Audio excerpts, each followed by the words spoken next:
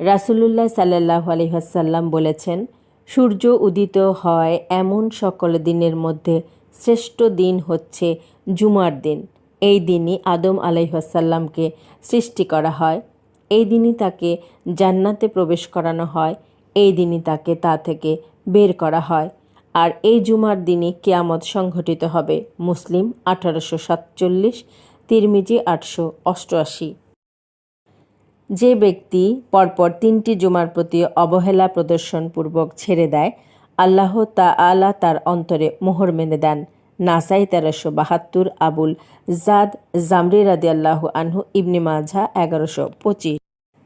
আবাজা ইবনে রিফায় রাদিয়াল্লাহু আনহু বলেন, আমি রাসূলুল্লাহ সাল্লাল্লাহু আলাইহি ওয়াসাল্লামকে বলতে শুনেছি, যার দুপা আল্লাহর পথে ধূলিধূসরিত হয়, আল্লাহ তার জন্য জাহান্নাম হারাম করে দেন।